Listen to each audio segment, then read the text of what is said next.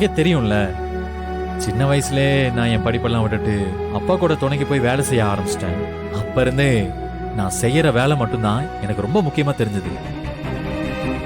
அதனால மத்த எதை பத்தியுமே யோசிக்காம ஒரு மாதிரி இந்த காட்டு பையன் மாதிரியே இருந்துட்டேன். அதனால இந்த லவ் கிவ் எல்லாம் எனக்கு யார் மேலேயும் வந்ததே கிடையாது. யார பார்த்துமே எனக்கு அப்படி தோணுது கூட இல்லை. இதுக்கு முன்னால உன்னை பார்த்தப்ப கூட அப்படி ஒரு நினைப்பெல்லாம் என் மனசுல சுத்தமா வந்ததே இல்லை. ஆனா எனக்கு நீதான் பொண்டாட்டியா வரப்போறன்னு தெரிஞ்சதுக்கு அப்புறம் எனக்கு என்னன்னே தெரியல வானதி. இப்ப என் மனசு பூரா நீதான் இருக்க. இப்பெல்லாம் உன் நினைப்பு இல்லாத நாளே எனக்கு இல்ல. உன்னை பார்க்கும் போதெல்லாம் அப்படியே ஒரு தேவதை மாதிரி தெரியுற. இனிமே என் வாழ்க்கையில எல்லாத்தையும் விட நீ மட்டும்தான் ரொம்ப முக்கியம்னு தோணும். என் கூட இருந்த பசங்கள்லாம் லவ் பண்ணிட்டு இருக்கிறப்போ லவ் பண்ற பொண்ணு கிடைக்கலன்னா செத்து போயிடுவான்லாம் சொல்லிட்டு இருப்பானுங்க. இதே என்னடா பைத்தியக்காரத்தனமா இருக்குன்னு நான் எத்தனை தடவை நினைச்சிருக்கேன். ஆனா எனக்கே இப்ப அப்படிதான் தோணுது வானது. ஏன் வாழ்க்கையே இனி நீதான். நீ இல்லாம இனிமே நான் ஒண்ணுமே இல்லையோன்னுலாம் தோணுது. என்னப்பா கரிகாலா, கல்யாணத்துக்கு முன்னாடி ஜோடியா சுத்த ஆரம்பிச்சிட்டீங்களா?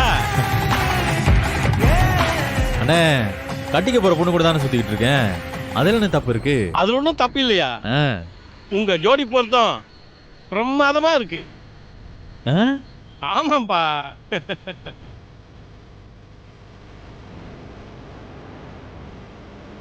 பாத்தியா, நமக்குள்ள ஜோடி பொருத்தம் நல்லா இருக்குன்னு ஊர்ல இருக்கிறவங்க சொல்றதை கேட்கும் போது அப்படியே எனக்கு எவ்வளவு சந்தோஷமா இருக்கு தெரியுமா? என்ன, நமக்குள்ள இருக்கிற ஒரே ஒரு குறை, நம்ம 2 பேருமே படிக்கல, அதான். ஆனா நமக்கு பிறக்க போற குழந்தைங்கள நல்லா படிக்க வச்சு அப்படியே பெரிய ஆளா ஆக்கிடுவோம் வானதி. அதுக்கு நான் பொறுப்பு. என்னடா கல்யாணமே ஆகல, அதுக்குள்ள புள்ள குட்டின்லாம் பேசுறானேன்னு பாக்குறியா? எப்ப நம்ம 2 பேத்துக்குள்ள கல்யாணம்னு பேசி முடிச்சாங்களோ அப்பத்துல இருந்தே என் மனசுல 1000 கற்பனைகளை வளர்க்க ஆரம்பிச்சிட்டேன். நீ என்ன ரொம்ப நல்லா பாத்துப்ப, அது எனக்கு நல்லா தெரியும். அதே மாதிரி நானும் உன்னை ரொம்ப நல்லா பாத்துப்பேன். என் மனசுல இருக்கிறதெல்லாம் நான் சொல்லிட்டேன். இப்ப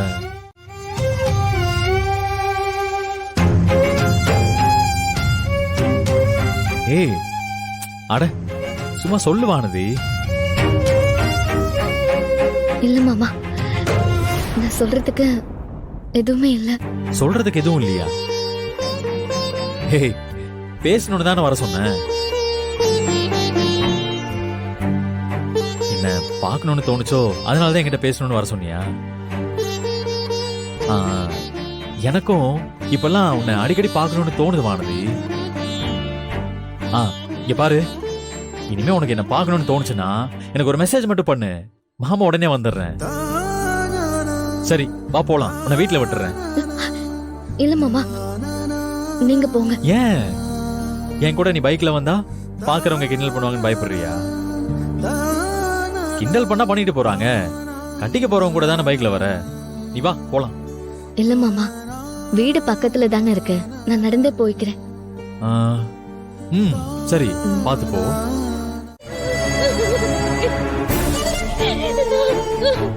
அக்கா, நீ இப்படி எதுவுமே சொல்லாம அழுதுட்டு இருந்தீனா நான் என்னன்னுக்கா நினைக்கிறது? என்ன ஆச்சுன்னு சொல்லுக்கா. மாமா கிட்ட நீ சொன்னியா இல்லையா? என்னதடி சொல்ல சொல்ற? எப்படி சொல்ல சொல்ற? மனசுக்குள்ள என்ன பத்தி அவ்வளவு ஆசையா வளர்த்து வச்சிருக்கிற மாமா கிட்ட நான் என்னத்த சொல்றது? எனக்கா சொல்ற?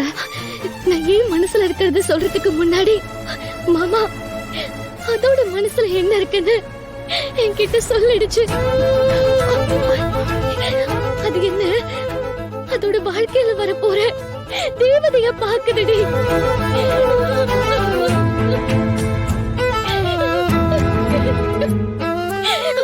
அதோட மனசு முழுக்க இருக்கேன்னு சொல்லுது. இப்போலாம் என்னோட நினைப்பே இல்லாத நாளே இல்லைன்னு சொல்லுது. அதோட வாழ்க்கையில எல்லாத்தையும் விட நான் தான் முக்கியம்னு சொல்லுது.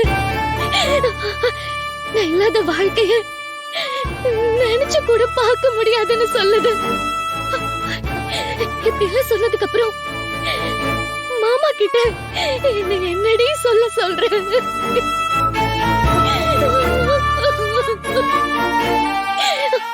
என் மனசுல அருள் மாமா எப்படி இருக்குதோ அதே மாதிரி தானே கரிகாலன் மாமா மனசுல இப்போ நான் இருக்கேன். அப்படி இருக்கிறப்போ அதோட மனச உடைக்கிற மாதிரி நான் எப்படி இத சொல்ல முடியும்? மாமாவால அதை எப்படி தாங்கிக்க முடியும்? அதுக்காக நீ மாமா கிட்ட எதையுமே சொல்லாம வந்துட்டியா? மனசு